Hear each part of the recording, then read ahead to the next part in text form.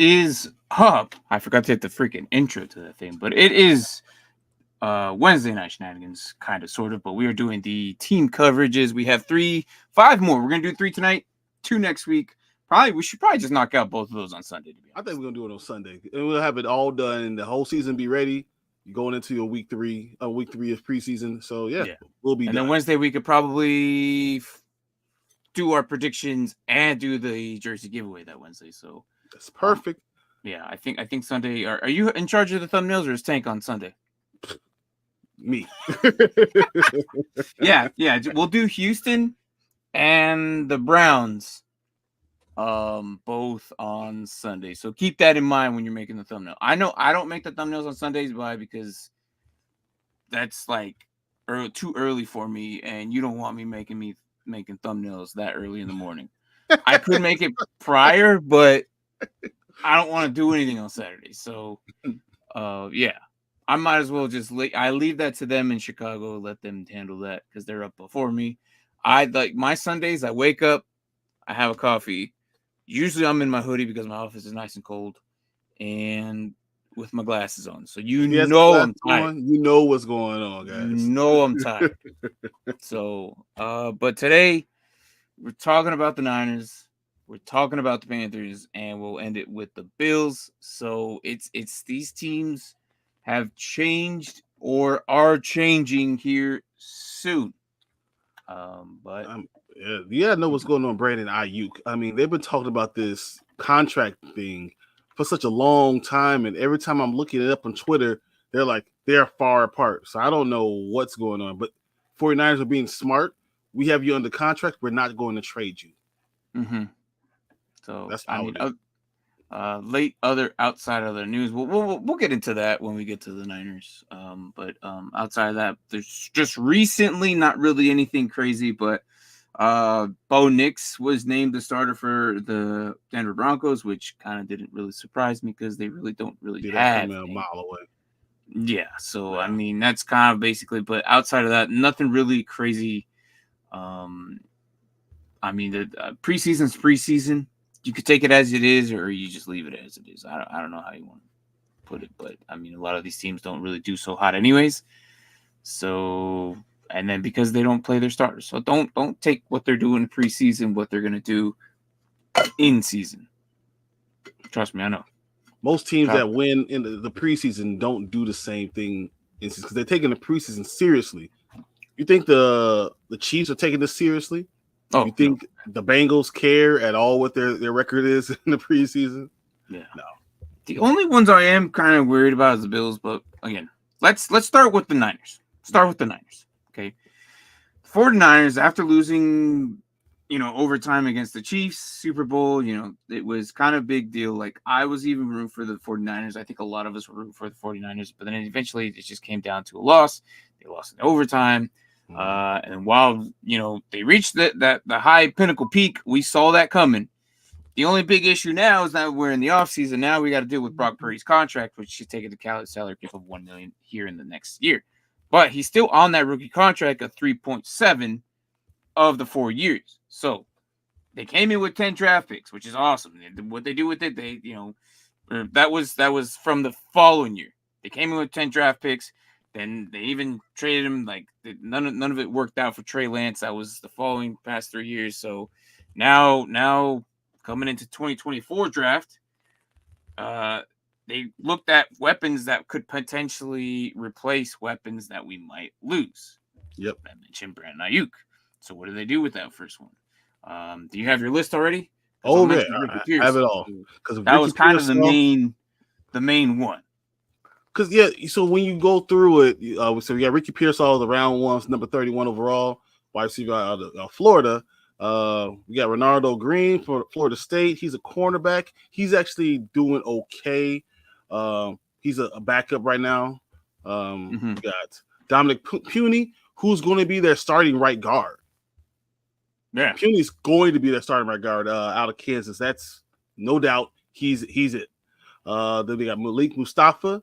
Wake Forest. I thought that he was going to do a lot more. Right now, he's not even a backup. He's the third string guy. So I'm a little bit surprised about him. We got Isaac Guerrero, out of Louisville. He's the running back. He's not even the 4th-string guy right now. Yeah. Then they got Jacob Cowing. Yep, Cowing. Yep, Jacob Cowing, Arizona. I remember that for the wide receiver, and he's actually doing okay because he's a backup, so he's going to do. They're going to give him an opportunity to make to play this year. That 4th rounder was it Jared Kingston? Mm-hmm. He's a 6th rounder. Then we had Tatum Bethune on FSU, a linebacker. I mean, that's basically all we had. I mean, they had 3 4th-round picks, which was interesting because I think their best one was the last one. Because Mustafa's not really doing much. Craig, I'm not expecting a lot out, so. Oh, Craig's probably the best one. Grado, I don't think he's going to even make the team. I don't think, these guys, I think even Kingston might get cut too, but next year. They'll keep him now, but I think next year he will make it. These guys were just depth pieces for what potentially like I'm looking at Ricky Pearsall potentially to replace Brandon Ayuk. Yep. The talent may not be the same, but it is something for a filler. Yep. You know what I mean? And then you got Trenton Williams, who's kind of hanging on a thread here because they don't know what the hell they're going to do with him because that man has to get paid. He's the best left tackle in the world. It's not even close. Trenton Wilkins just got his pay in Tampa Bay, making him the top one. So after that deal was done, and I'm glad we're talking about them today because that contract that Tampa Bay did. That worst contract is albatross around the San Francisco 49ers neck because you have the best left tackle in the game. Yes. You have to pay him that. But the issue is he's already, 36 going on to 37? Yep. So the man's probably going to, he could probably do it. Lyman kind of can last a little, probably the one position that could last a little bit longer than anything else. Mm-hmm. But they have to lock him up until he's 40. And as long as he wants to play. So he wants a 4-year deal. And if I'm 49ers, I'm doing 3-year, $80 million. This is why the contract with Brandon Ayuk is being such a detrimental needle in their asses because they don't know what to do. If they don't sign Ayuk, Williams is gone. That's basically. So if you don't, if you sign Ayuk, Williams is gone. My bad. No. Sign Ayuk, Williams is gone. If you don't sign Ayuk, I think Williams is still gone because the problem is Ayuk can have a higher bonus but lower salary for this year, so that would create space for them, and then they could go ahead and sign Trent Williams because they'll have a lower cap hit. So when the Bears signed DJ Moore, they only had $8 million. They walked out of the deal with having $22 million. Mm-hmm. The same thing will go for this. Ayuk gets his deal, they give him a huge signing bonus, and then now you have more money and salary cap that they could go ahead and sign Trent Williams. They can't create that space any other way. Yeah. I think the Niners are ready to fall. They're flat on their faces if they don't make the right choices here. Real fast. Yeah. Because it's going to be this year, and has to be their Super Bowl window. Last year was it. They failed. They have one more opportunity this year, and they might not even have Ayuk on the roster because he might be a Steeler. Steelers, this is what the Steelers just do. They are just sitting there. They're waiting. Until they figure this out, they're like, the offer's still there. And I think the Niners, after today, which we just got a notice not too long ago, just before the show, that neither one are budging. Yep. Which only makes it stronger for the Steelers. They're like, hey, still hanging around. Just call me when you need me. Because I'm pretty sure we'll throw out another freaking 6th-round pick for another elite player. I don't know. We'll see. Because it's going to cost them a little bit more. But it's not going to be as cool as the Justin Fields. Justin Fields, that's. But not everyone's as stupid as Chicago. That's just what it is. Yeah. So as for the rest of this depth chart, when you mention, Hufanga might be leaving as well. Yep. So that's when Mustafa is probably going to make the team because you're going to have him behind there. Even though Tracy Walker is there, but Tracy Walker is a special teams guy. Just so everyone knows. Mustafa will be the guy who will be coming into the starting lineup. Yeah, eventually. I don't think like Hufanga, Williams, Ayuk could all be gone next year. All of them. And Debo might be one of them too. Who knows? And Greenlaw is still on the physically unable to perform list. Yes. Like the Niners are running on fumes. McCaffrey just signed a 4-year deal, did he not? Yep. He is now the highest paid running back again.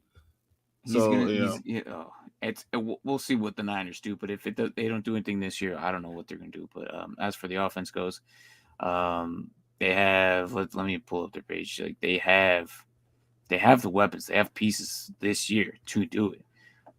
It's just if they run it right. I mean, obviously, Kyle Shanahan, Chris Forster, they got to run it somehow, some way with what they have. But as of now, I see a lot of gold, which means a lot of rookies. Red isn't good either. So Brandon Ayuk might not be part of this list anymore. So we'll see. I think what we might see that next year is, what the hell is this? Why is it like lighting up like that? I don't like the way it's. Never did this. Our lads is weird. Yeah. It's never done this before. Okay. So yeah, it's. I'm looking at the line. Without Trent Williams, it could probably hold up a little bit, but you'd have to move around Hubbard. Hubbard might have to slide in, and McKivitz might have to move to left. If Williams is gone. They've been playing what's his name, Jalen Moore at left tackle during practice, and he's been getting eaten up, just torn up. And they're going to have to do something at left tackle if they don't play Trent Williams. They have to. That's what I mean. If Chris Hubbard can go over there, or even McKivitz might be able to do a little bit more. But I don't know, man. I don't know. Yeah. But for this season, they have enough pieces to get far. We're going to talk about the Niners a lot next season. Kadani's going to be happy, also shitting the brick, and also pulling out his hair. Because there's going to be a lot of negative and a lot of positive. Because all I know is that the Niners are going to be the main topic of next year, like the Bears were. Yep. But whoever's the first round pick would probably be the Panthers. We're going to hear a lot about the Panthers and a lot about the Niners. Because the Niners have a lot of moving pieces. Here's the thing: they're getting older. So when you said Trent Williams is at his age, George Kittle is not a young guy. Brock Purdy's going to have to get paid. Christian McCaffrey, as much as I love him, is still got those injury problems. You don't know what's going to happen. There's Debo is getting older. What are you going to do with all these aging guys? And that's not only on offense. You didn't get to defense. What I said, Dre Greenlaw, Javon Hargrave is back. Nick Bosa is making stupid money. You're going to probably have to say goodbye to Hufanga. They just have a lot of issues that are going to be coming up in the next 2 or 3 years. Oh, yeah. In 2 years, this team might be at the bottom of the division. Yeah. So I'm going to bring back to what Tua said. He said they need to make some good picks ASAP. They're going to have a lot of people pay real soon. Yeah, exactly. They're going to have to rebuild on the draft. Because of the draft, the rookies are cheaper. And that's what it's going to come down to. Yep. So this is why I'm looking at this year's draft. And this year's draft was a lot of pieces that they're compensating for. A wide receiver, a corner, an offensive tackle, a safety, a running back. Didn't we just talk about all these positions in the last 10 minutes about these guys? All those, and I'm not saying they're just as talented as them, or they could be. Who knows? They still have to develop. But these are all positions that they drafted for the main key piece you're going to lose out on. So they're smart about it. At the same time, they know what's about to hit them in the face. With all that about to hit them, and the fact that Brock Purdy has to get paid soon. So in 2 years, when they're talking about all these other people getting old, Brock Purdy is going to have to make money, or you need to cut him. What are you going to do? Can you cut Brock Purdy if he's taking you to the playoffs the last 4 years? That's going to be a huge problem going forward. Yeah. I don't know. Hey, guys, luckily I hopped in. Martin made his statement just now. Just picture me contemplating, drinking, listening, and so I could turn it back on. I'm telling you, I'm telling you, man, this is exactly what's going to happen. You're going to pull your hair out. You're going to be happy. You're going to be sad. You're going to be excited. All this is going to happen. You're going to be in a glass case of emotions. Just, you don't even know what's going to happen next year. They are going to be like a big topic next year after the season. But if they could pay everybody, they could hold off for a little bit. They could make it to the Super Bowl. The team still could be the best team in the NFC. Oh, yeah, 100%. I think they can. I still believe in them. I still believe these guys should have won the Super Bowl last year. They definitely should. They should have won last year.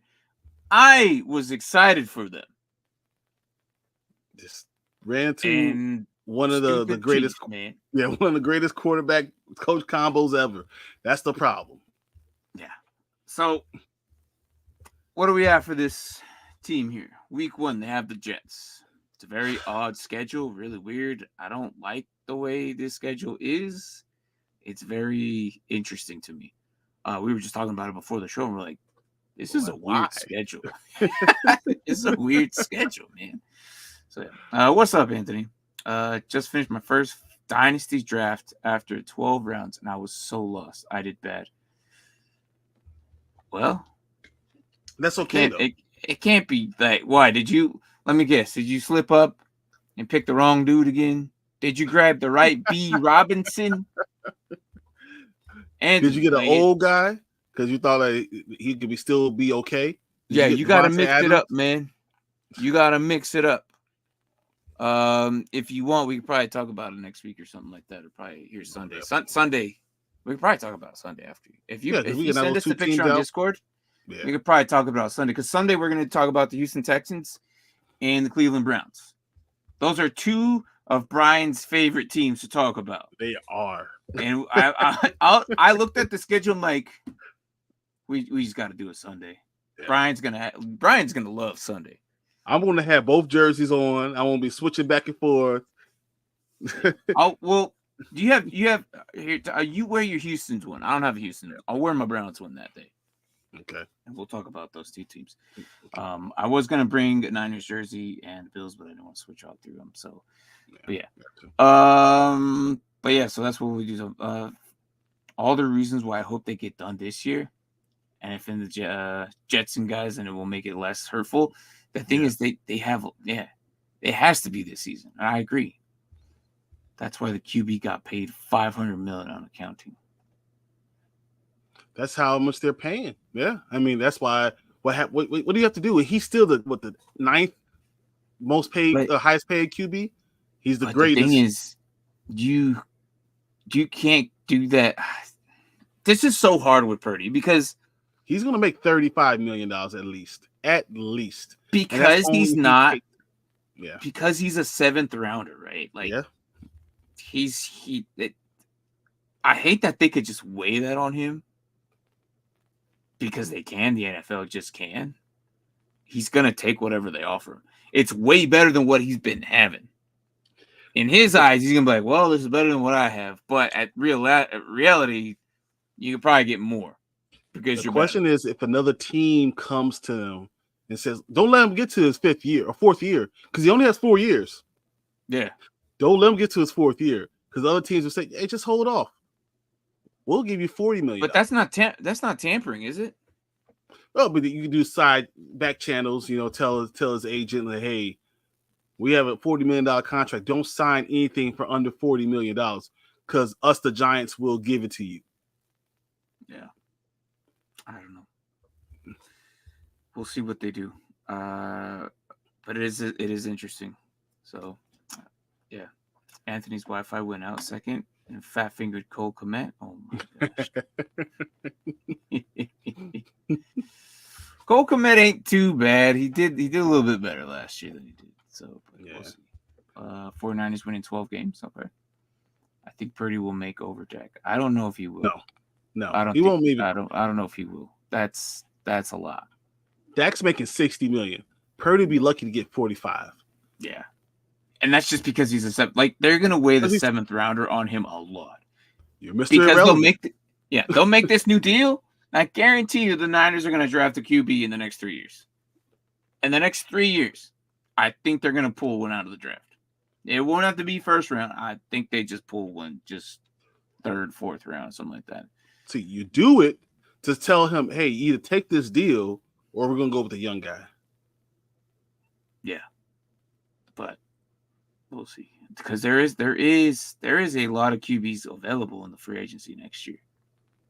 So they still have time to work this out. But let's talk about this schedule, see what we think they'll do. And then we'll move on to the Panthers. So the Jets, week 1, and they host them there in San Francisco, and then they have 2 away games. So it seems like 2-2 almost, except for week 6. But they got then they travel to the Minnesota Vikings and then LA Rams. Then they have the Patriots and the Cardinals and the Seahawks their first 6 weeks. Then they have the Chiefs and the Cowboys, and then the week 9 bye. So in the first part of that season, that's perfect. It looks pretty good. I think the toughest teams are 7 and 8. I think they could beat everybody else. They lose week 1 against the Jets. The healthy Rodgers. Not because of the Jets as much as in the Rodgers and all of that stuff, but more because they don't know what's going on with the offensive line. They don't know what's going on with Brandon Ayuk. Mm-hmm. They have too many question marks going into week 1. So I think if that's what ends up happening, they might lose week 1 to the Jets. Then they might go on a roll because they got some terrible teams coming after that, and until they hit the Chiefs. So they could have 5-3 coming into the bye. I think 5-3. You think 5-3? Yep. Okay. I think they go 6-2. I think the Jets will not go onto their roll until later. I think the week 1 they'll lose that one, but I think I think the Jets will pick up their roll later in the year. I don't think they'll come off the bat week 1. I just don't think if Trent Williams is not there, if Brandon Ayuk is not there, they might have problems. Okay. And then the Jets have a very good defense, good defensive line. You know, that they're going to be able to exploit a lot of things. And then Aaron Rodgers is still good enough to give them problems on their defense. So, you know, I think they give him a lot of problems. Leonard Floyd is the person who knocks out Aaron Rodgers. So maybe he does it again. Maybe Leonard Floyd knocks out Aaron Rodgers again for the season because he is the defensive end. But if not, I'm saying the Jets might upset. They made that move. He's on that roster. I forgot. You know what's funny? We were so messed up. I didn't even care. And my chat or the Rodgers owner, somebody said it. I can't remember who it was, but you know, on Sleeper, if you ever the Sleeper app, you could put nicknames for these guys. I don't think I changed it back. I think if you look at Leonard Floyd right now in our league, I think he's still nicknamed the Rodgers Killer. Rodgers Killer? I think so. I'm pretty sure he is. I don't think I ever changed it I have both Aaron Rodgers and Leonard Floyd. So. Oh, wow. You'll get 6, maybe 10 points depending on, and that'll be it. And they'll be done for the rest of the season. Oh, my God. But, yeah, so Kadani says he agrees with you. It's just, as a whole with Rodgers and pieces that have gone doesn't throw over 404. Yeah, but as for week 1, I don't know, man. I don't know. I'm actually thinking they go 6-2 the first 8 games. They go 6-2 because I think they beat Dallas. I'm gonna say they beat Dallas. I say they lose to Chiefs in Dallas. They lose to the Chiefs, and I say they lose to the Jets. But they get right by Minnesota because Minnesota's just not ready yet. The Rams will be a tough game, but they'll win. The Patriots are terrible, so they beat them. The Cardinals aren't ready to play them yet, so they beat them. Seahawks, it'll be another tough game at Seattle, but I think they pull it out because they got the full team finally there. Yeah. They lose at the Chiefs, and they beat Dallas going into the bye because they know it's a bye week coming. Okay. Not bad. All right. Why does Sleeper have Sleeper does that, man? Sleeper does funny jokes. Last year we saw freaking Taylor Swift on there a couple times. Travis Kelce. Yeah, and then Kadarius Toney had a few changes every now and then. They'll change up. Sleeper did the new Gardner Minshew picture for his like his spoof profile picture that they made for the team. They used it. So they Sleeper always does that. I love Sleeper. They're the ones who they don't care. They just do whatever and they like to have fun. So yeah. I go 13-4 on paper and lose to the Jets, Chiefs, Packers, Lions, maybe 12-5 depending on Miami. I think they can go 6-0 in division, but it's not going to be a cakewalk. Each team to make their own. Yeah, no, I think the Cardinals could be really good or flat on their faces. I don't know. Yeah. I don't think the Cardinals beat the 49ers, but I think the Rams beat the 49ers at least one time. Mm-hmm. Yeah, I can see where and how you can see that Kadani 13-4. But let's move on. Past the bye week at 9. That's kind of my perfect bye week right there, to be honest. Like it's between 9 and 11 is where I kind of like it's right dead center in the freaking season. And then you focus on 8 more games after that, basically. Kind of 8 to 10 more games, or 8 to 9. So we got the Buccaneers, the Seahawks, the Packers, the Bills, the Bears, the Rams again. Got Miami, Lions, and the end of the season with the Cardinals, which I think the Cardinals might win that one because it's going to be the last one. Because they might have the division and everything already locked up, the number one probably. seed. So I think they lose that one. But then they might have to actually. Who knows if the Cardinals actually do good as well as we may or may not think they might do? Because the Cardinals are the weird team. The Cardinals can be. You have no really idea where they good, are. Yeah. Or they could be really freaking horrible. There is no middle ground for them, I think. But I think the Cardinals could win that one and then sneak their ways into the wild card. I don't know. Okay. I don't know. But let's see. The Buccaneers, I think they may win that, or they'll win that one. Seahawks coming out of the bye, they will definitely. Seahawks maybe win. I'm gonna say they lose to the Packers. I think they'll lose to the Packers. Okay. It's going to be cold as hell there in Lambeau, and I think the Packers are a lot better than what people think they are. I think they can beat them. I actually think in Lambeau, I think so. The Packers are not going to be as good as everyone thinks they are. I think they're I'm telling you, they're a 9 to 10 win team. And I don't think that this 49ers coming off a bye 3 weeks, feeling fresh again. I don't think they beat the 49ers. I think the 49ers win 5 games in a row. Okay. Come off the bye. 5 straight games. And then the Rams will be a tough game. I think they might lose a Thursday night game coming out because playing Chicago, not saying that Chicago could give them could beat them. I think they beat Chicago, but Chicago is going to be a tough team for them. They hit hard. Especially on a short week.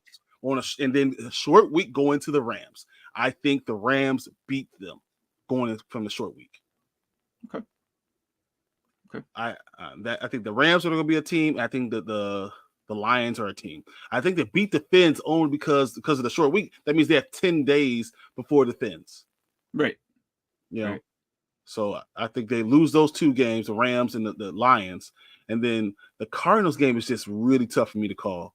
I could see them losing or winning depending on if they need it or not. Okay. I see 12. But mine are different. Like mine, I agree with the Rams there. I kind of want to give the Cardinals the last one there. I don't know about Miami and the Lions. Could be one. I still believe that the Packers can still beat them, but we'll see. Week 12, we'll come back around this and we'll see if they do or not.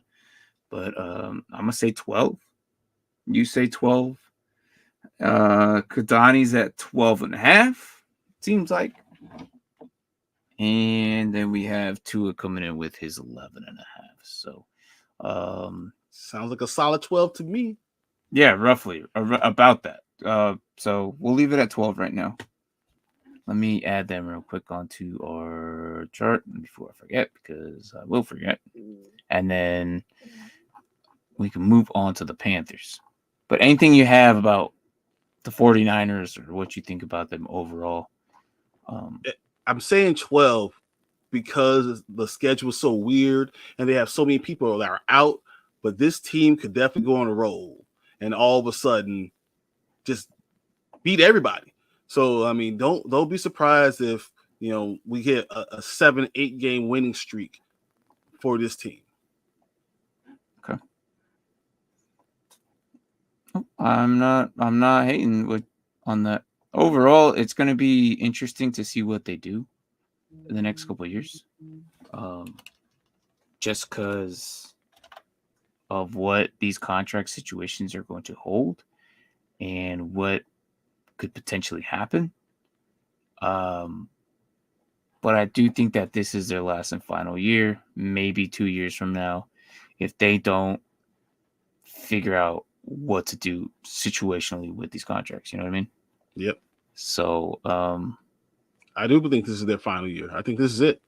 They better win. They don't make it this year, then it's over. Okay. I can see that. I really can. And it's scary to say that because I really like this team on what they've done in the past couple of years. But again, if they have their opportune windows and if they don't excel and pull through with those windows, teams fall on their faces. Yeah.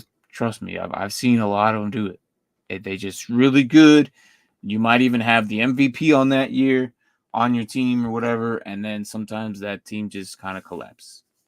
So look at nothing you can do about it. The Bills might be that team this year. I'm almost thinking the Bills may or may not make the playoffs. Like it's that close. Wild card, but I don't think they'll get past anything there. So yeah, I think the Bills don't make the playoffs. But we'll talk about them. Yeah, I probably talked about that right there. All right, let's move on to the Panthers. So the Panthers, what am I gonna say about these guys? Oh boy. Overall, what I say, despite finishing one of the worst team in the league, right? They still didn't have their first overall pick. Why? Because they traded it off to the Bears. And the Bears, and this was 2 years ago. They, the 2020, they traded the 2024 surrounder to the Bears prior to last year's draft. Okay. And they moved up to go get their QB for that pick because why they believed in Bryce Young to get the number 1 overall pick. They had any other quarterback besides Bryce Young, and they went with Bryce Young. And he didn't even have that good of an outing. And he was averaging 179 passer rating, which kind of sucked. Frank Wright got fired week 11. So it just was downhill. Honestly, and I don't even think it's the coaching. I don't even think it's the general manager and the owner. They're taking too much control of what this team is doing, and they're making up mistakes. This team hasn't had they haven't had an actual coach year after year after year that stayed. How can you build a team if you're not even keeping the same strategy? Because every dude that comes in comes with a different strategy. Different strategies changes the old plans. You are never building on these plans. Yeah, I'm a firm believer on having a 3 to 4 year window plan. And if that guy does not fulfill within that time, you're done. Get rid of him. Yeah. So this is what happens. Dan Morgan and Dave Canales are coming in, and the assistant with Scott Fitterer. It's just kind of been interesting to see what they do. They lost Brian Burns. Obviously for a first round pick, or he used to be a first round pick in 2019.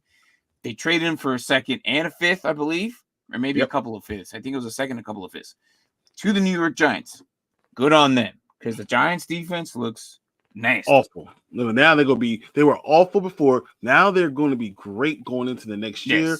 Their defensive line is going to be impossible to stop, but that leaves the Panthers with nothing. I think the Panthers did a decent job this offseason, honestly, on offense. Someone should have told them there's two sides of the ball. Right. So they needed a receiver, they needed a tight end, and some of the secondary. So it looks like in the draft, which if you want to pull up their list, go ahead, Brian. Yep. They worked on a lot of those guys, and that's exactly what they did. So go ahead, name these guys off. So they had 7 picks because once again that trade. They still end up with the second round, number 32 overall, Xavier Legette, which is pretty good.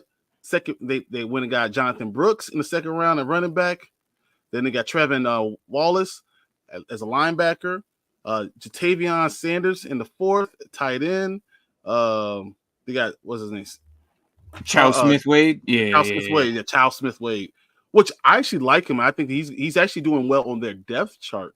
Like he's right there, he's right second there. or first, isn't he? He's second, but he might get some playing time the way it was working under Hill. Yep, under Hill, exactly. And then they got Jaden Crumedy, because of tackle. I don't know if he makes the team. And then they got Michael Barrett. Michael Barrett's a linebacker. He was number 240 overall.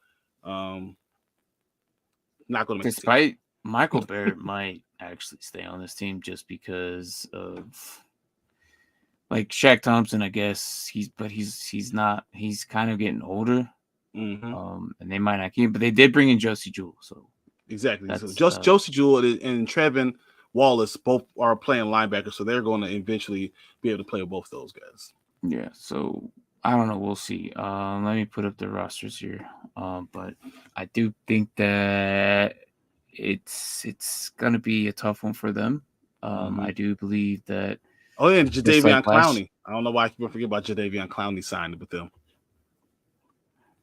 What does he do anymore? He's old. He gets 9 sacks a year. He might not play with any other play, but he'll get you 9 sacks. I guess. I guess they better be some key point moments, man, where they need it, because I don't know. It doesn't matter. Yeah. So here we have freaking Andy Dalton is still lingering in the league, still there. I forgot about this guy. As soon as he left Dallas, I completely forgot about this guy. I forgot that he was a Saint before this. He's on this roster as a backup to Bryce Young. So, quarterback-wise, I've seen worse. Bryce Young has had a good summer. This training camp with Bryce Young has looked pretty good. He only had one real game that he played, but everything that I've heard on joint practices is that he's been outstanding. He's been hitting very accurate throws. He has a little bit more talent around him. So the Deontay Johnson, the Xavier Legette, Adam Thielen is still there. I mean, the ghost of Adam Thielen. So he'll be there for the first 6 weeks. Jonathan Mingo is still doing okay. So I'm just saying that they have some talent around him if they can block for him. Mm-hmm. You know, and that Jonathan Brooks, that looks good to me. Yeah. No, and I think what they're going to do is it's still developing. The problem is these guys have to hit. You know, I really like Tommy Tremble, but he didn't really fulfill his role, and it's been 3 years, so they kind of like Ian Thomas is there, and then Jatavion Sanders is probably going to move in and probably take over the tight end spot, which they love their tight ends in Carolina. They just haven't had a legit one here. Then you got Xavier Legette, and then Deontay Johnson, who I think is going to be probably their main key ball mover here. Like, he's going to be the only reason they move the ball, and maybe Brooks. But that's a lot on Brooks, though. I'm not going to lie. It's a lot. Well, it's weird. Did you see? So Miles Sanders being third string is crazy to me. But did you see that stick? You see Miles Sanders get lit up? Yeah. It's I don't know what happened from the fact that he had that really good year in Philly. Really good year. And I knew there was going to be some deterioration. I knew there was, because like I said, when they hit a certain age, they just fall off the face of the earth. Mm-hmm. But I didn't think it was going to be that bad. The fact where Chuba Hubbard outdoes you, my God. This could be a reincarnation year for him, but I don't know, just because I don't think they can do it. He has to get on the field. That's the problem. He's not getting on the field. Yeah. So this line is awful. I really can only hope the best for these guys, and it sucks. because I don't like talking bad about any of these teams. Really, I like talking. I try to look in the positivity of everything, because when it comes to fantasy football, I like to see what I can help you with. Yeah. But when the roster's really bad, it's kind of hard to even like imagine being anything. However, if you play IDP, this is a good team to have. I'm not gonna lie. If you play individual defensive players, your individual defensive players will be on the field a lot. All the time. Go get yourself Derek Brown. Go get yourself Josie Jew. Go get yourself Shaq Thompson.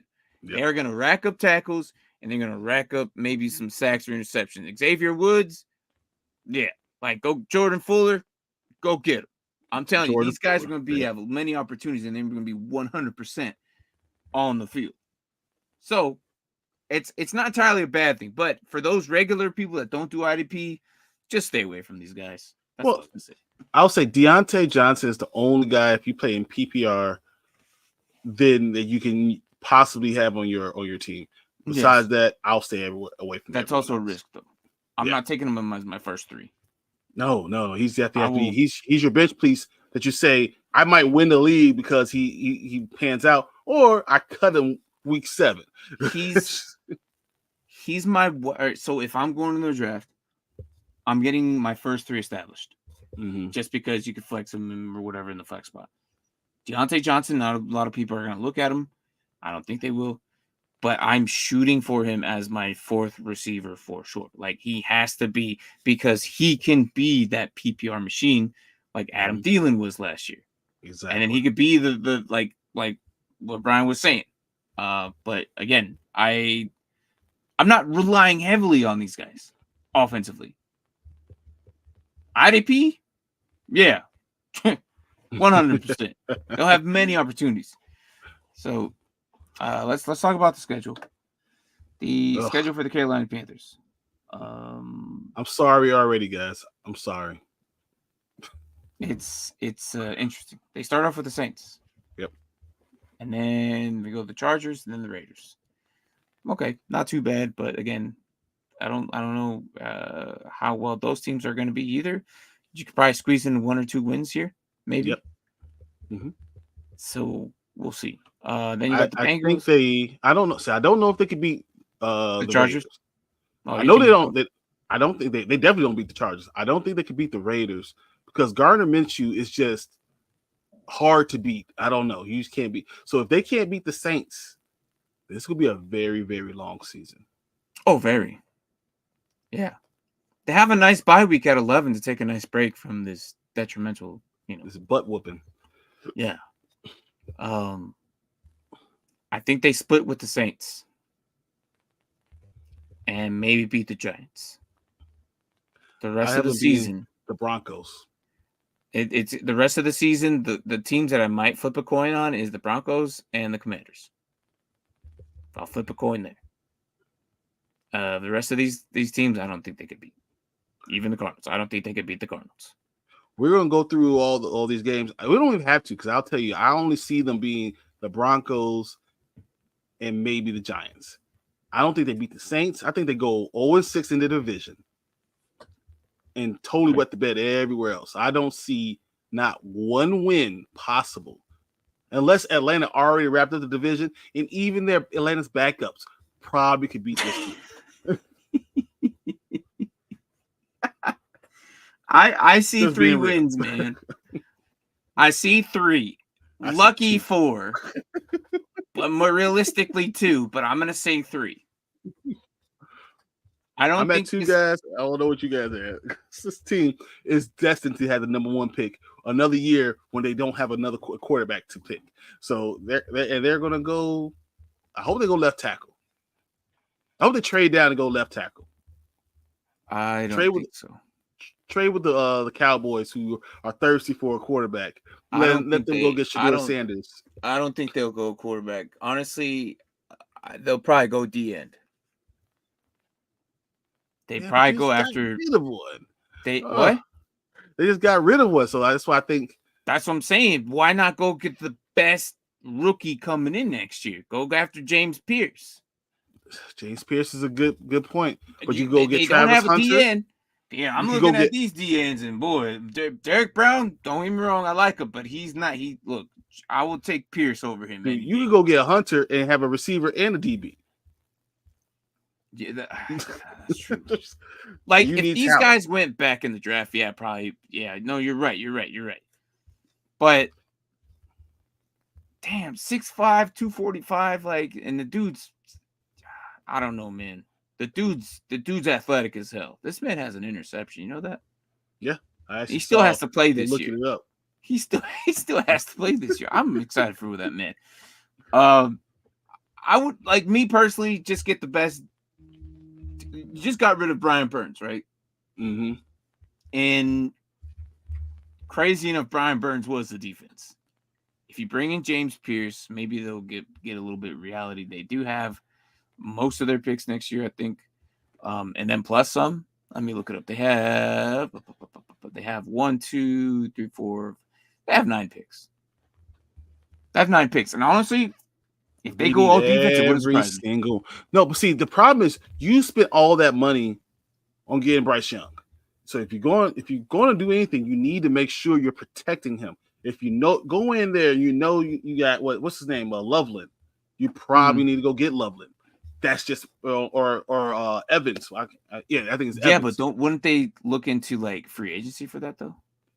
I think they have so many problems that you need to get a young left tackle to go with your young quarterback, and then you go free agency to try to get a center and put that thing together because they have some actual skill positions. I think Jatavian Sanders is going to be a very good pick. I think that they're going to have right because they don't even have money next year for free agency, do they? So it's nothing you can do. So if Jonathan Brooks is there, if Xavier legit is good, if Deontay Johnson is good, you go get you a left tackle and you spend money on the center and you just roll it out and you go all young on your defense and try to put as many things as you can on your defense and see what happens. They only have 20 million.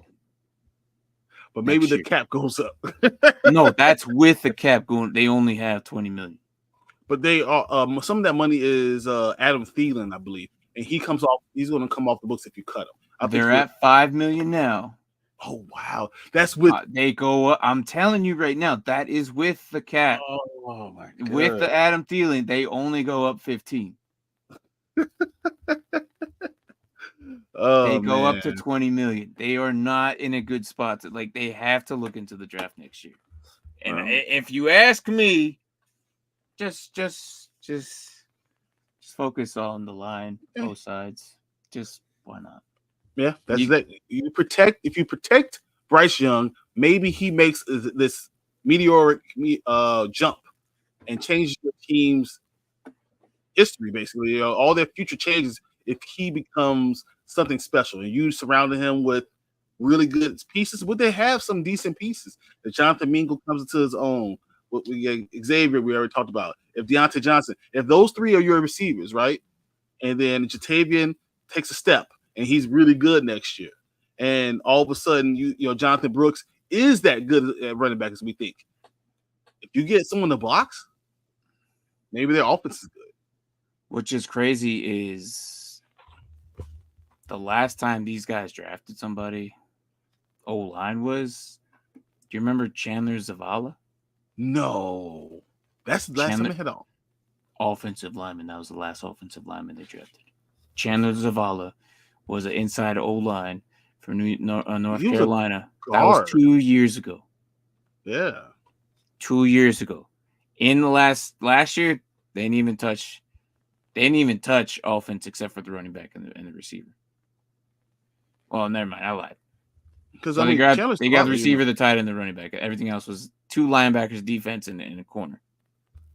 But if they hit on those positions that they hit, the wide receiver, because we know we got one good one.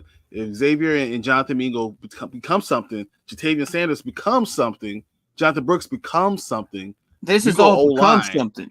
Do you realize how much something you're throwing out? That's a lot. We're grasping at straws. We're grasping at straws. This is not a team that we think is going to be good. That's their only chance. I think they only win 2 games. They get the number 1 pick. You might need to trade down to get a left tackle and something else because they're that bad. I see 3. I see 3. That is it, and that's if they split with New Orleans. I see 3. Maybe the 3 might be Broncos, Washington, and the Giants. But I don't even think Washington's that bad. I think Washington. I think Washington beats them, to be honest. Yeah. But I think it's going to be good. I see that. I'm gonna say 3 because they might luck one out. Okay.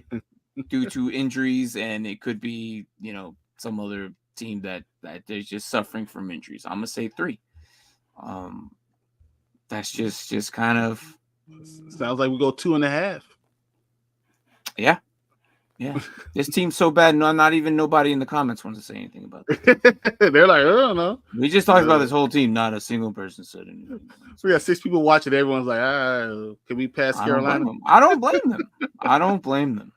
All right, so let's just put the 2.5 for the Panthers. Because damn, it sucks to suck, but it's the honest truth. When your GM takes over the entire draft and starts making decisions outside of from what you want the team to actually be, it's kind of hard to justify what the team's going to be. But then it's the same time, that same guy who's also taking control of this team is also taking control of how long these, like I said at the beginning, you can't build a team on hopes and dreams of having a new plan every year. You have to roll with the same plan at least more than once. More than I gotta blame the owner too. Say what? I gotta blame the owner too. That's what I'm saying. Yeah, just he keeps firing these coaches, and then it's a new plan every year, and you can't build like that because it's never going to. How can I say this? Like, it's never going to fix itself. You know what I mean? Yep, I know. So I just want to go over this, guys. So here's the trade they made. So for Bryce Young, they gave up DJ Moore. They gave up Darnell Wright because he was the first pick for that number 9 overall. They gave out another second round pick.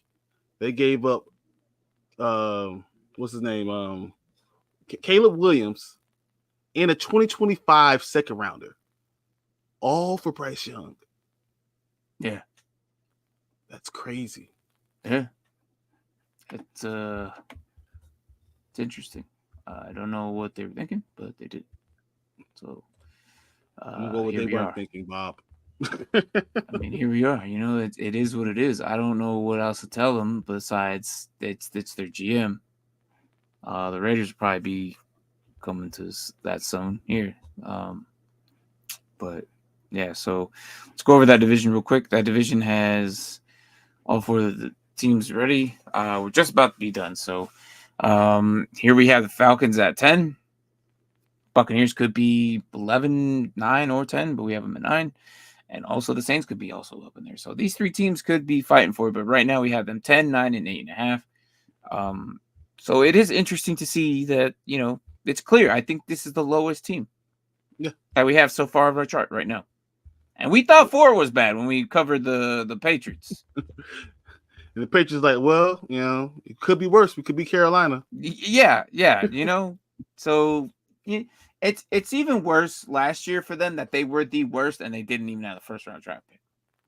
So this is why Brian was so happy that they had the first round draft pick and got themselves Caleb Williams. So I hope that they learn that lesson and probably never do that again.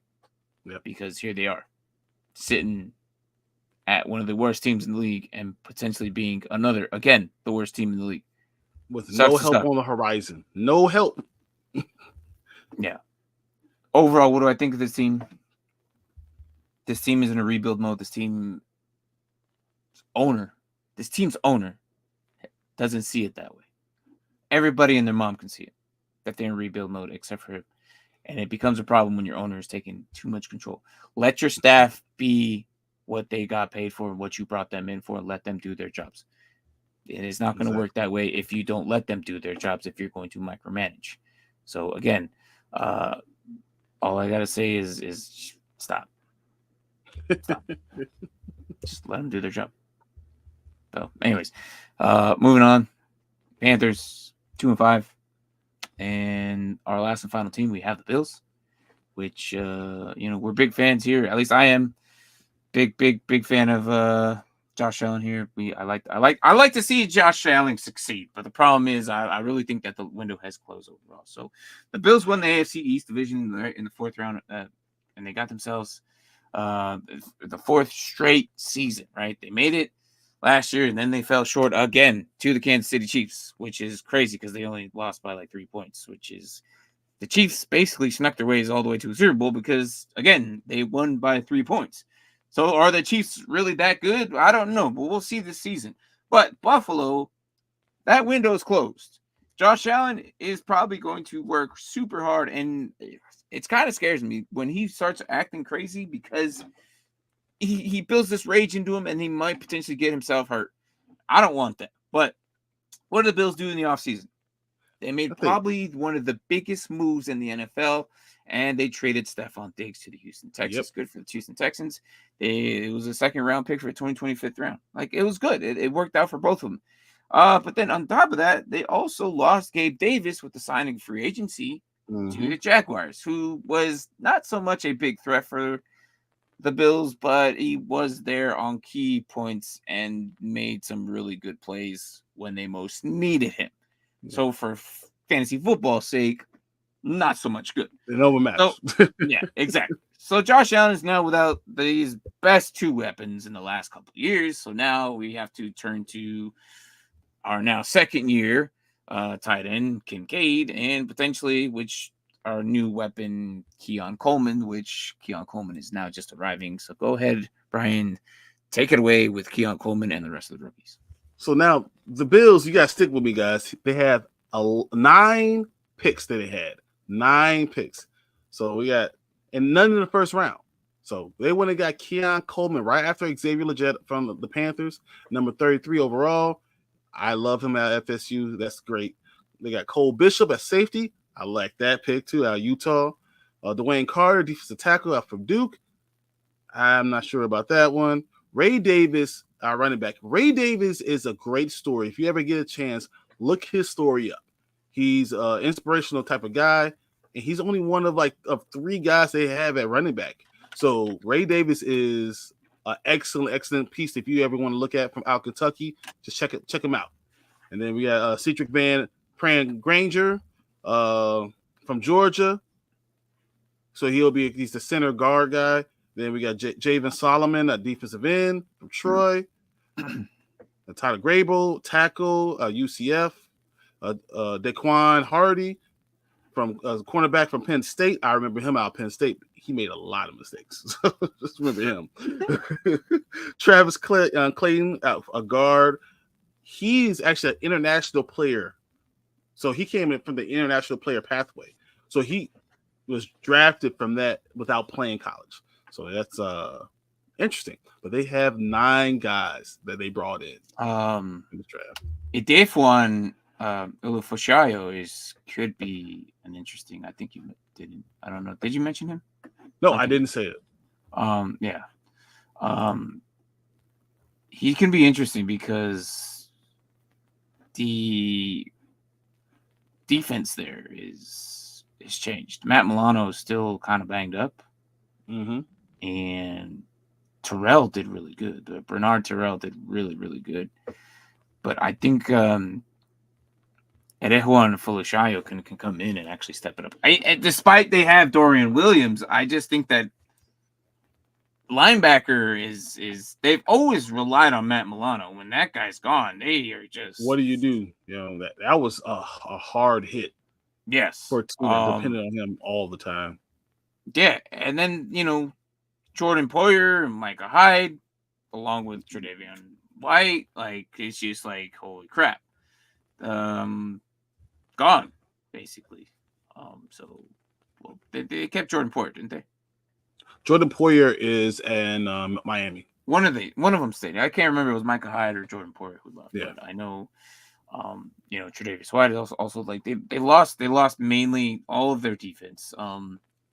So I think that it's going to be interesting defensively, and I think this is why I don't think that the Bills are going to be a stronghold as what they used to be. They used to be this big threatening team, but after what just happened in the last offseason, losing all these key pieces, I don't know. It was both receivers, DBs, linemen, linebackers. It was just all one chunk within the last couple of months. Their offensive line, they got rid of their starting center, their backup center, their starting guard, their backup guard, and one of their tackles. Mm-hmm. What? Yeah. It's like, so this is what's left. This is what's left. Left tackle Deion Dawkins, obviously, David Edwards, Connor McGovern, Osiris Torrance, and Spencer Brown. All good, but the problem is, again, there's no depth. One of these guys go down, which usually kind of sometimes happens. They're not playing their best performance. They got to sit one down. I do think that the best backup here would probably be Alec Anderson. And I don't know. Vampire Granger is Cedric. I always liked him. Mm-hmm. But he's a center. He's always played center his whole life. He never played anything else. That's the only thing he can play center. He's not a problem. He's not a guard. He's a center. Yeah. He can't go anywhere else. That's what I'm saying. He's always he's a good spot for McGovern, but if McGovern goes down, then yeah, that's good. But if it's McGovern Osiris or Edwards, yeah, they're screwed. Yeah, like Collins, I don't know. I don't know. Like they're gonna have to ask, hey, listen, Dawkins, you're gonna have to play tackle. Yeah. You're gonna play at the right tackle. Sorry.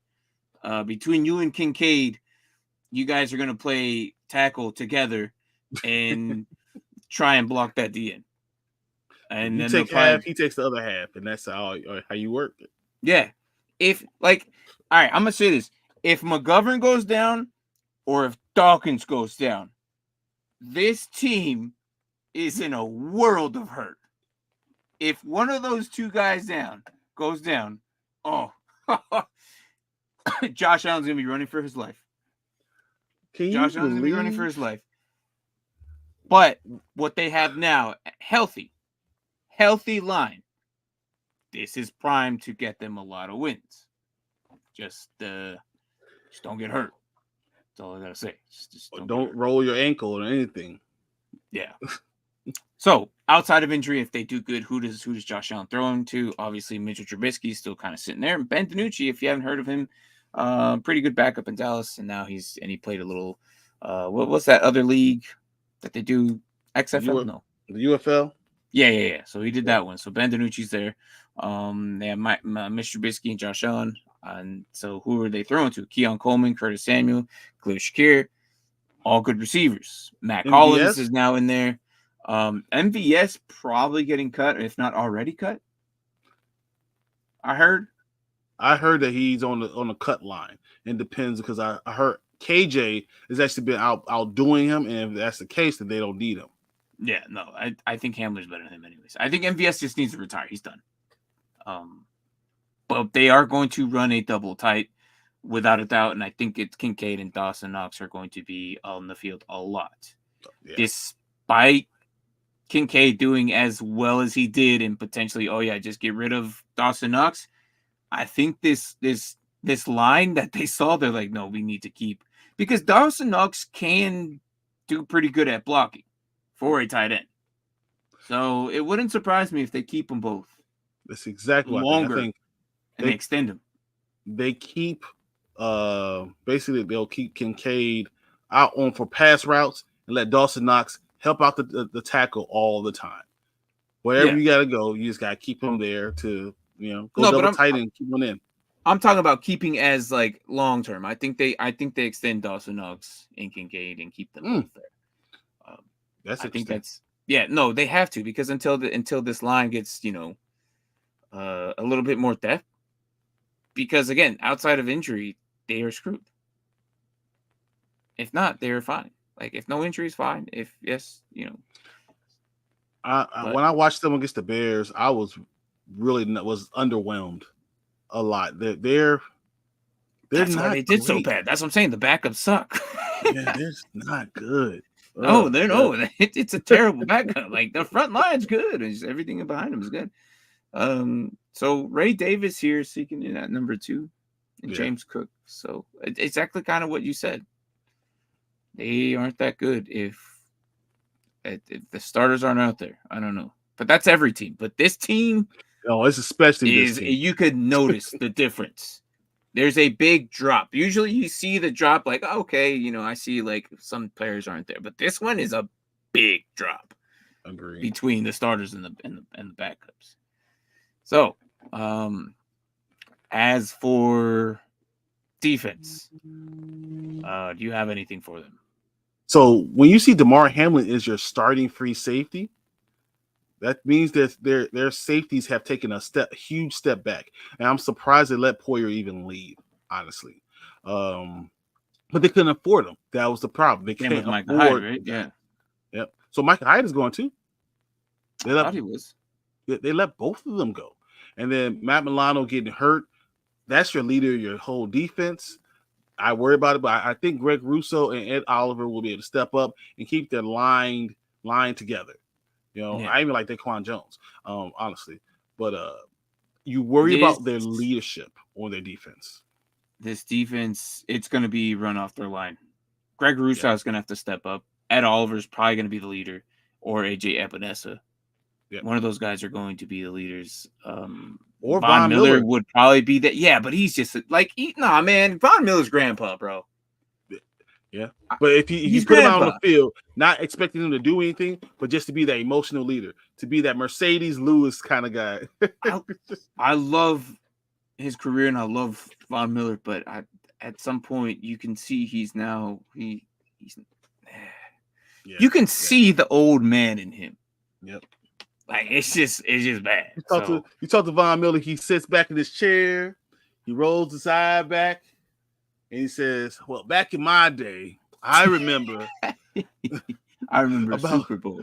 Exactly. I played with Peyton Manning. Can you believe that? I sacked Russell Wilson." Exactly. You know, like it's just like he's kind of done. And you look at DeMar Hamlin and Taylor Rapp, those are your safeties. Look, I've always thought that Taylor Rapp sucked. Mm-hmm. I never liked him. Even when he was he was never good. He had that one good sophomore season, and that's exactly what happened. And that was it. Like Terrion Johnson's probably their best DB here, with maybe Rasul Douglas is probably right there. Maybe, yeah. But it's going to be interesting. I have a feeling that this team isn't going to go far because of this defense. They're going to get thrown on a lot because of the DBs here.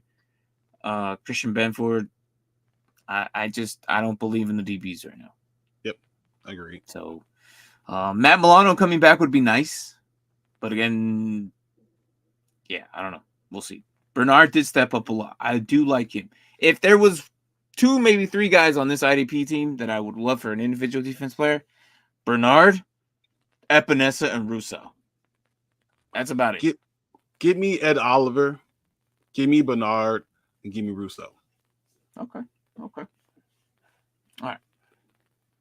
Moving on to the schedule of the Bills, and that should probably do it for the day.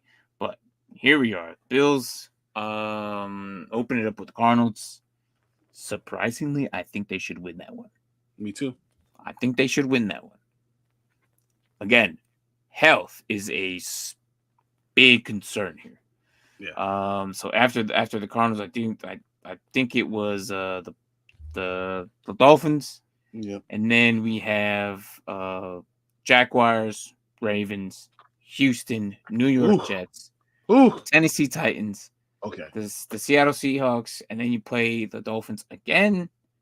And then this isn't even until you play the Dolphins twice before the bye week. So that's kind of establishing where you at on rankings already before the bye week. You have a bye week here late, after the Chiefs game and after the Colts game.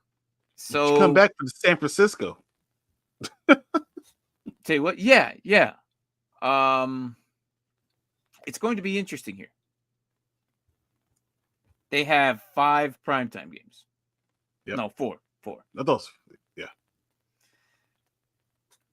Cardinals, Jaguars, Titans, Seahawks, all could be easy wins. The rest of the teams, they're going to have to work hard for. And again, if that line is still put together, they can go for it. So, where's your number before the bye? That's what I'm looking at right now. I see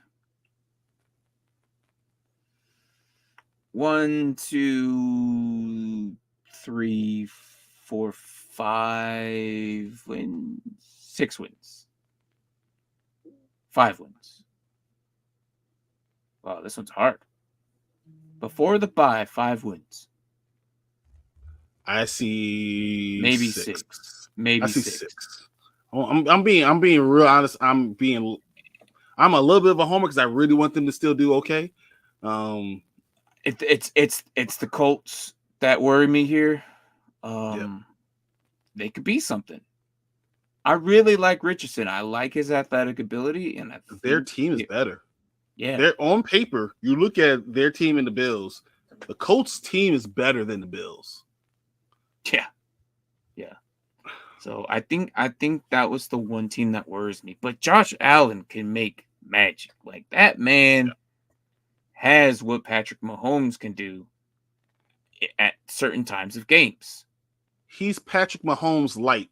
In the second half, Josh Allen does things amazing that you just can't believe that you're able to do on a football field.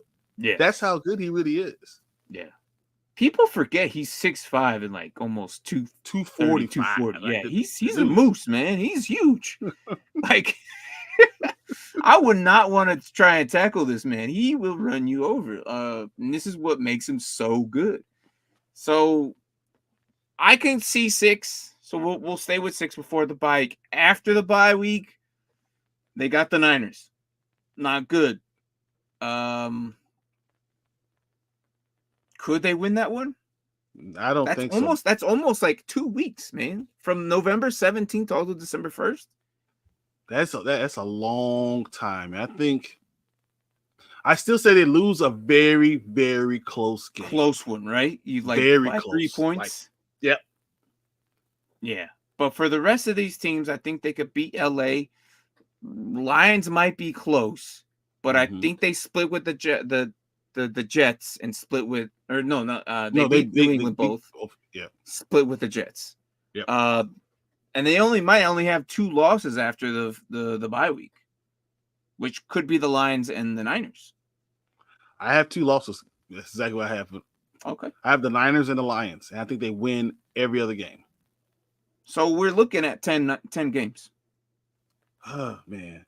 I'm right between 9 and 10. That's exactly. I'm waffling. I'm waffling, but it's like 9 and 10 is that where I'm at. I say 10 because I do believe they'll make the playoffs, but I don't think they'll go deep into the playoffs. And 10 will put them at that wild card, maybe divisional round. I'm going to say 9 because I think they get 9.5. I think what we're going to need to put is 9.5. I'm going to say 9. You go 10, and then it's going to end up being 9.5. You just couldn't give it to me, can you? All right. You can just all right, okay. All right. 9.5 it is. We'll put them 9.5. And that should pretty much do it for this division. Oh no, we got the Jets. No, the Jets are done. That is for that division. Which basically, we can securely say they are third in this division, which that's possible for them to still make the wild card. Yeah, I think they will be right in contention for the wild card. I think they will actually make the 7th spot. As much as I'm saying it's going to be hard, I think they do make the 7th spot over the Steelers. Okay. What's funny is we were talking about the one game that's going to matter the most is that Colts game, and we have the Colts at 10. Yeah. I think the Colts make it. I think they do. I think they can do it. They have the right pieces. The problem is they were injured all last year, so they couldn't really do anything. And guess what? Michael has Michael has the same quarter. Like, can you believe that he's the one receiver who has multiple quarterbacks every freaking year? Last year he had like 2 or 3 of them. Yep. This And might be his one did, quarterback he plays again with a second consecutive year. He did amazing with Gardner Minshew. Yeah. So, this is what we have for our chart. Let me put it up. My bad, I didn't even show it. But we have the Bills at 9.5, sitting here at 9.5 here at the top right corner. And then we have the Jets and the Miami Dolphins at 11, with the New England Patriots at 4. Yep. So this is where we're at. Now, on Sunday, we're going to talk about the Texans and the Cleveland Browns, and they're both right here in the middle of the screen. Should end our divisional. And then Wednesday, we will talk about piecing this together in a playoff format, and also giving out that jersey we've been all waiting for. So yeah. Anything else? No, I mean, I think we've done a really good job. I look at it. There's nothing that really jumps at me that, that's Kevin? A mistake. What's up, Kevin? I don't see anything that's a big mistake. Like, we should have done better. No, I think usually, and you know what's crazy? Usually we go back. We usually go back towards the end, and we still have been, like I said at the beginning, like we might go back and change one of these, but we don't. There was no big trade, like if Ayuk even goes out of the Niners, does that change your opinion on 12? Nope. I think I leave it at 12. Yep. If Ayuk goes to the Steelers, does that change it? Nope. Okay. It might change it by half.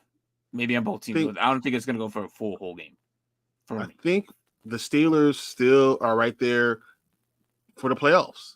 Mm-hmm. You know, the problem is Niners. All those teams are in that division are there for the playoffs. Yeah. So, but guys, I do got to do some bad news before we do leave. We are not going to have a league this year. So, Anthony, I know you were looking forward to that. We won't have a league this year. We kind of made a decision off screen. I've been going through a lot through outside of football and everything. So, but we will continuously make our shows, do the shows, everything, and we're going to talk about your leagues, your league. Feel free to give us all your fantasy. Like if you want to go on the Discord, show us your roster. We'll go over it. Like it's fine. It's just this year, I'm up for a promotion through the Army, and it's going to be a big situational deal where I'm under stress basically since maybe June. So it's been kind of difficult for me to run it. So what that means is life happens. He's actually been doing all these team breakdowns while doing all this other stuff. Yeah, and when we talked about it, just like there's no way he should be doing that. If we do that, if I ended up doing that, it's going to drag on to November. Mm-hmm. That's already halfway through the league. Maybe week 6 or 7. I don't know. I can't even do the math. So 11. Yeah. I think, right? Because it starts in September. So it's all September 4. By the time November, we're talking about week 11. Yeah. So, I'll be stressed until then, unfortunately. But after that, I promise you guys we'll be fine. You know what? We might actually do a end of the season league. From I'm thinking about, just to make it up to you guys, we might do a end of season league. Know what we know now kind of type of league. Because obviously we'll know the injuries. We might do like a last 4 weeks or something like that. So we'll figure it out. But if not, we're gonna give out another jersey at 500. So wait till that time. So, but it is what it is. All right. So overall, we did the Bills 9.5 today. We also did the Panthers 2.5, and the Niners at 12. So. Those are good numbers. I think all those are the right numbers, and I'm excited. I think that once again, all these numbers are going to be really good. The only one I even think that could change would be the Rams, but everything else looks exactly like I think it is. Yeah. Okay. So Sunday. Join us on Sunday. We'll talk about fantasy football. It's going to be more fantasy football that day, and also we're going to talk about the Texans and the Browns. Outside of the Bears, those are Brian's favorite teams. Well, Well, Texas, Browns, Steelers, Bears. That's it. Yeah. So 2 of the 4, like Brian's gonna have a good day on Sunday. So, but yeah, tune in for that day. We might know if DTR gets traded because DTR is, man. I understand that he needs to make the team. Yeah, you're stressing your shoe. You're shooing. Yeah, I know. You know how it is, man. Nick, if anybody you know the situation there. All right. When you left, which good for you, but you know the situation, and it's just a lot on me right now. So, but yeah, so there won't be the league, but we'll give out more jerseys. I think. Did you get in that jersey giveaway? Be sure you get yourself in, man. We have a lot of people in there. It'd be interesting to give out a Bengals one. So yeah. But anything else? You're done? No, man. I can't believe that the Bears and Chiefs play Thursday night football tomorrow. No one will play during that game. Mm-hmm. And this is the end of this week 3. Besides the Steelers, I don't know any specific starter that's going to play in any of these games. The Steelers really that number 1 quarterback spot is up for grabs. Justin Fields gets it. And I will say this, guys, if Justin Fields becomes the number 1 quarterback for the Steelers, they trade Russell Wilson to the Minnesota Vikings. Just watch. It's interesting. I don't want it to happen either because that really will really make. I just want to know, I want to fast forward to who the hell the QBs in Dallas is going to be. That's what I want to know. I just want to fast forward. If I could jump in a time machine and just jump in the future, just to look at that and then come back. Oh man, I will put so many bets. I'll put so many bets on the Super Bowl. Well, apparently, CeeDee Lamb and the Cowboys actually are making headway in their contract talks. Mm-hmm. And Dak seems happy, but Dak has now said that he's probably going to wait through the offseason. Yeah, he's just not going to sign anything else. Yeah, that's probably the best thing for them to do because they're also another amongst the Niners team that's going to be kind of a hot topic to see what happens to them. So there's going to be a lot of moving pieces next year. It's going to be a fun offseason next year. I'm excited, but we got to get through this season first. But this season is right around the corner. Literally, like it's what we got 2 weeks. Yep, the 5th, right? The 5th. So they have that Thursday night game. So it's what 2 weeks from tomorrow. Mm-hmm. 2 weeks from tomorrow. Yeah. So 15 All days, right, guys. Good. I want you in. Get yourself. Look, you have multiple chances to win. So good. All right, guys, that's going to call it for today, Wednesday. We're going to be back to probably our Wednesday shenanigans next week. So we may have a little bit more fun, not focused on just these teams. So we'll talk about anything and everything next week. So, but yeah. Again, thank you for coming in whenever you guys can and get yourself that jersey, and just appreciate every single one of you guys for understanding our situations and stuff like that. So I will see you Sunday. Good evening, good night, and wherever the hell you guys are at. I love every single one of you, and we will see you guys on Sunday morning as we talk about the Texans and the Browns and future fantasy football draft stuff and whatever crap we got going on. All right? Later, guys. Thanks for watching. Thanks, guys.